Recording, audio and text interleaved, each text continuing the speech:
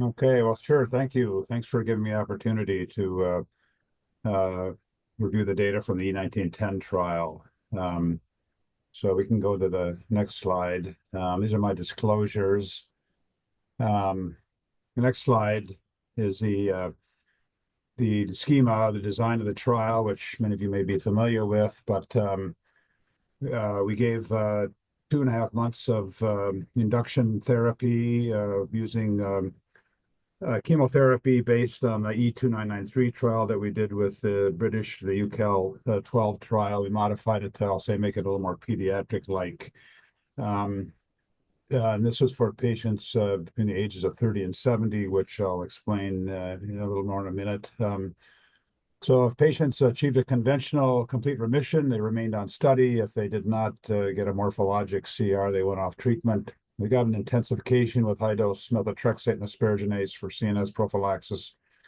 And then at that point, we're randomized on the right to get 4 cycles of consolidation chemotherapy, and then on to maintenance therapy. And they could go off to allotransplant with any conditioning regimen, any donor at the discretion of the investigator. And on the left was the experimental arm where we gave the same 4 cycles of consolidation chemotherapy, but excuse me, interspersed that with the blinatumomab, and we gave 2 cycles initially, the conventional 4-week infusion, and then 2 more cycles later in the course. Patients could also go off to allotransplant after the blinatumomab, and then could go on to maintenance therapy. So this was a U.S. intergroup trial. We enrolled 488 patients. You can see the stratification factors on the upper left, and it was a 1-to-1 randomization. Excuse me. Go to the next slide. So we assessed MRD centrally in our Leukemia Translational Research Laboratory. Elizabeth Paeta performed this assay, and it was based on the COG assay that's standardized here in the United States, and we used 10 to the minus 4, or 0.01% as a cutoff for positivity. We targeted patients aged 30 to 70 so as not to compete with the Alliance Cooperative Group trial that was in process for adolescents and young adults. And we were able to give 72 or 96-hour infusions. The FDA had only approved it for 24 or 48-hour infusions initially, and that enhanced feasibility. So the median age was right in the middle of that age range, and our CR/CRI rate was 81%. Most of these were CRs of the 488 patients.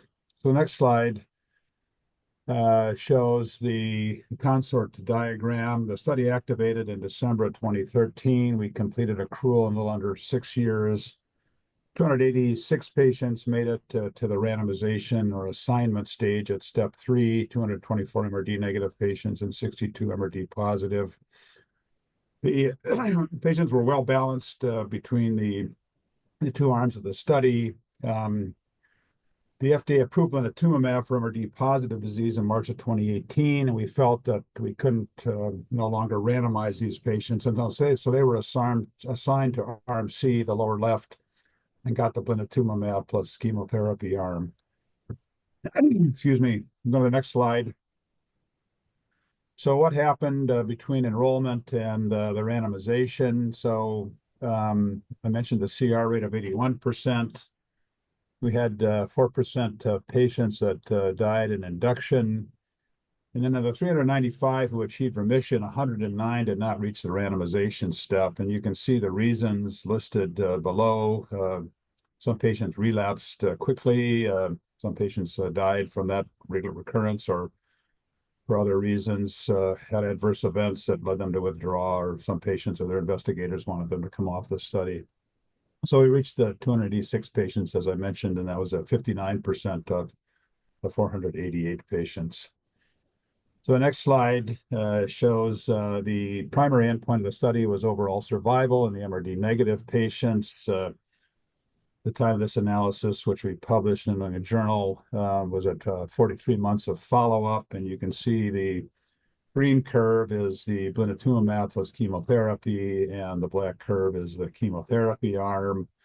The hazard ratio was 0.41 with a significant p-value, and the 3-year overall survival was 85% versus 68%.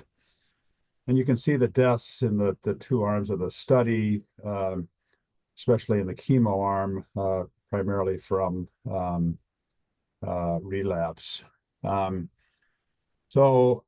Interestingly, of the 224 MRD negative patients, 22 in each arm went off to a non-study allogeneic transplant. It was equal numbers. We didn't plan that, obviously. And 80% of the patients received at least 2 cycles of blinatumomab. A little over half got all 4 cycles. So the relapse-free survival results were similar to this. The next slide, we did a post hoc analysis looking at outcomes by age.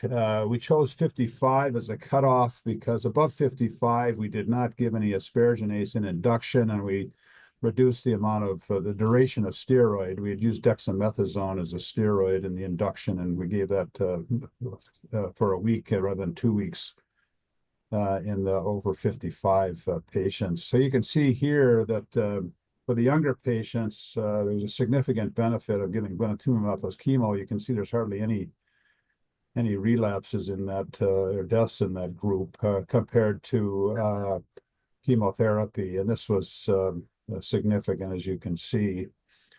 We didn't see the same benefit in the older patients, which is on the next slide, where the curves overlap early on. They may be splitting. We'll see with further follow-up if that changes, but in these older patients, we didn't see a significant difference in outcome adding the blinatumomab. The next slide shows Dr. Bajal Shah actually put these data together from the data that we had in the supplement of the publication.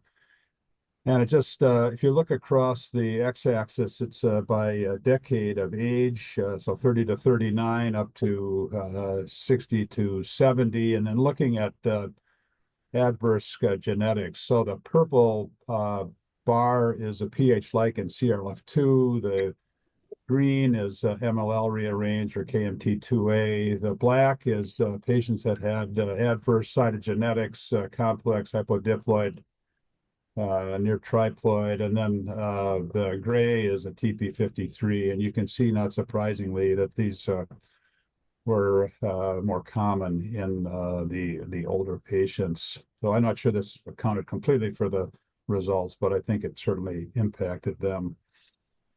And then on the next slide, we were fortunate to be able to send samples from the trial to Charles Mullighan at St. Jude, and he did the detailed genomic analysis. And we broke patients into favorable risk, intermediate risk, and unfavorable. And these are the players that you're aware of. We published this previously from the E2993 trial in Blood by Elizabeth Paeta, and so I used that schema to categorize the patients here. And the next slide shows the outcome in these 3 groups by the arm of the study. And you can see in the favorable risk, they're doing outstandingly with blinatumomab plus chemotherapy.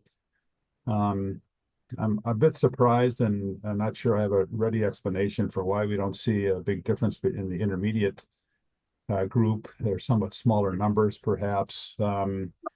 I was pleased to see on the right, the unfavorable risk patients also seem to be benefiting from blinatumomab plus chemotherapy as compared to chemotherapy alone. So that was encouraging to see. I think, as many of you have thought, and I've always felt that up until this study, that the unfavorable risk patients, regardless of their MRD status, I was considering them for transplant, and I think a number of them we still should. But the next slide shows another post hoc analysis we did in a small number of patients, but among 50 patients that we had with unfavorable risk who were in the MRD negative group, we had 14 that had an allo transplant and 36 that did not. And with these small numbers, you can see that the overall and relapse-free survival if anything, they did better with no allotransplant. We didn't do a statistical analysis of this, so I doubt I'm not sure they're statistically significantly different, but certainly doesn't seem to be a big advantage for doing an allotransplant in these patients. So I think that that's something that needs to be considered. I think a number of these patients, perhaps a KMT2A, should still be considered for transplant, but I thought this was interesting data. Then the next slide, on the basis of this data and some other data, the Amgen submitted the results to the FDA, and they approved blinatumomab for a third indication for consolidation. They kept it pretty broad. It's consolidation for these patients in June of this year. At the bottom, you can see in the insert, in the package insert, there's a 5-year overall survival results, which are similar to what we saw earlier, and continue to show a benefit for blinatumomab plus chemotherapy. So I think it's a conclusion. So for the first time in a randomized trial, we showed a survival advantage for giving blinatumomab with chemotherapy up front in MRD negatives, BCR-ABL negative B lineage ALL. We saw the most benefit in younger patients, and as I mentioned, I was encouraged to see the benefit for the unfavorable molecular risk. And so this led to the FDA approval, as I mentioned. I think that's my last slide, and I'll pause there. These are some discussion questions that I put together with the hub staff. I get many questions about, well, how do I incorporate blinatumomab into other regimens outside of E1910? Or I know Ellie's online here, and their work with hyper-CVAD. And I think another big question in the field is, how do we carefully, thoughtfully, move immunotherapy earlier in the course of therapy?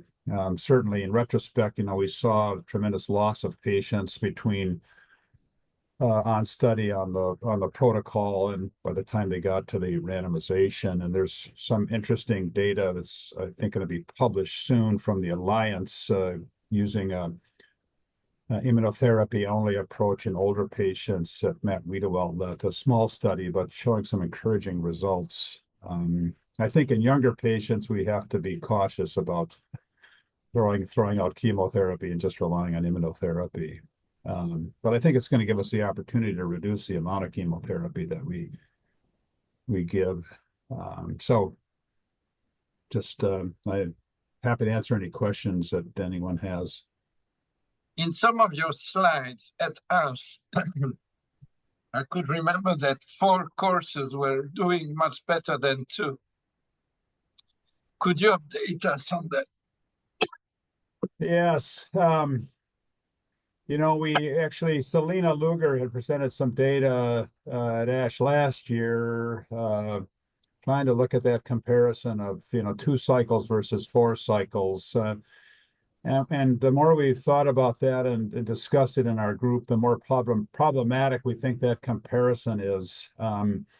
The transplant the patients that went off the transplant, and it was 20% of the study, but they only got 2 courses, for example. And then we tried to do a landmark analysis to look at that, but there's just so many variables in there that I've just been cautious about telling people certainly that 2 cycles is enough, and I'm currently recommending that 4 cycles still be the standard that people should consider.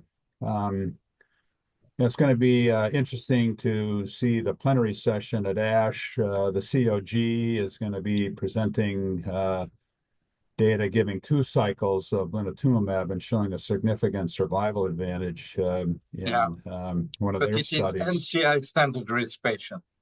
It is standard risk patients. You're right about that. Yeah. So, right now, I think that 4 cycles at least is best. And I don't know if Ellie wants to comment too.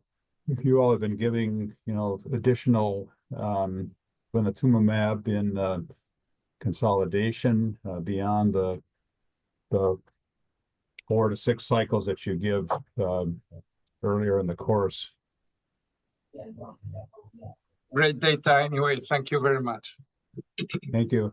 Mark, Mark, Yes. can I make a question? Because so you did all MRD analysis by using flow, but in the paper you mentioned that you were doing also NGS analysis. Yes, we are. We are planning that. We have samples. We actually have approval now to do that analysis from the NCI. We had to get their approval. We're now our cell bank moved in the last couple of years, and we're having a little more challenge than we thought we would in kind of assembling the samples, but we are finalizing that, and we're planning to. We actually have some funding from Amgen to have Adaptive run their clonoSEQ assay. So we are going to do that analysis. So I don't have any results from that currently, but we do plan to do that analysis and comparison. Okay. Can I make you also another question? Because so the finding on age, which is very interesting and it's quite reproducible, because basically all of us find that or elder do worse, which is quite obvious, but still it's quite strange to see also in blinatumomab. Do you think it depends also on only on the clinical features? Because you mentioned that they were enriched for hypodiploid CLF2 and pH-like and TP53. Well, I'm not sure that explains everything. I think we need to look into that, in more detail. So I think it's probably multiple factors. Maybe that the older patients didn't tolerate the chemotherapy regimen as well. So I don't have an easy answer for that. I think it's a combination of genetics and tolerance and so there were more delays in giving chemotherapy also. Do you know? I don't know that right now. That's on our list as a secondary publication to look at delays in chemotherapy and the course of treatment. So we do plan to look at that, but I don't have that readily available to share with you right now. Thank you. I have a question also. Oh, sorry, Oliver. No, go ahead, Nicolas. Yes, it's about thank you. It's about the MRD prior the randomization. Yeah, if I remember, you stratified on MRD level with a 10 to -4 threshold. So you also randomized in the MRD negative subgroup patient with, I suppose, positive MRD below 10 to -4. And the GMMA group showed that the prior blinatumomab MRD had a strong impact on the outcome after blinatumomab. So are you able to look at this patient with positive MRD? Probably by NGS it would be more Yes. robust approach, but probably by flow you have also this information available. Yeah, we have information on the patients that were still MRD positive, even though they were below the threshold of 0.01. And they, I didn't show that today in the interest of time, but they also benefited from blinatumomab. They did very well with that. So, and that will be, I mean, they're almost certainly going to be positive by the clonoSEQ. So, I mean, we're going to focus the most on the patients that we felt were truly MRD negative by flow, and then see what they look like with the clonoSEQ. Thank you. So, Mark, on the really encouraging survival curve, it's quite amazing, and I would almost think that you would be in a position now, moving forward, to actually reduce the chemotherapy cycles, at least in the favorable or MRD, consistent low MRD patients. And the second, and that's more of a concern, is the loss of patients who prior to the randomization. And I wonder if that could be addressed by actually moving up the blinatumomab, let's say, to immediately after the first induction, because if I remember correctly, you lost quite a few patients due to relapse, and some due to toxicity, which in both cases, I could imagine that blinatumomab would be superior to the chemo. Yes, I mean, an example of that is, I mean, we enrolled, of the 488 patients at enrollment, 100 of them were pH-like, and only a third of them made it to the randomization. So we lost 2/3 of that group. So that's a glaring example of you know how that impacted that.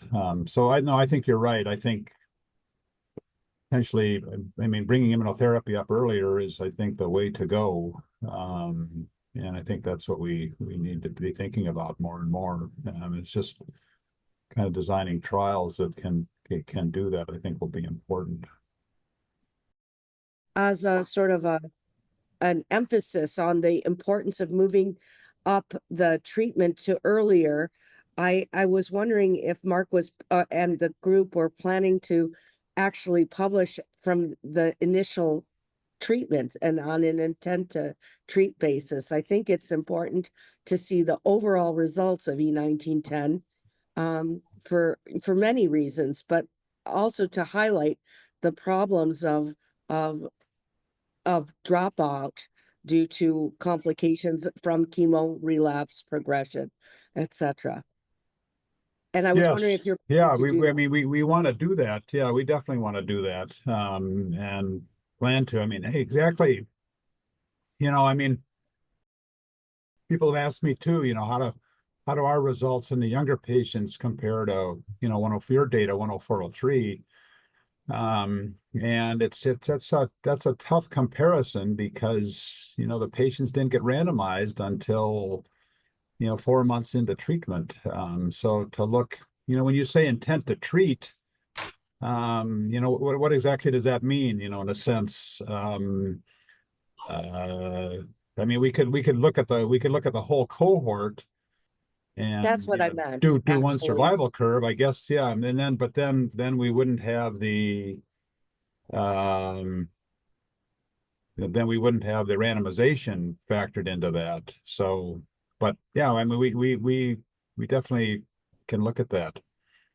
I mean, one of the things that, you know, you'll see at ASH this weekend or coming up is we are presenting the results of the AO41501 trial where inotuzumab was added right away, right after induction.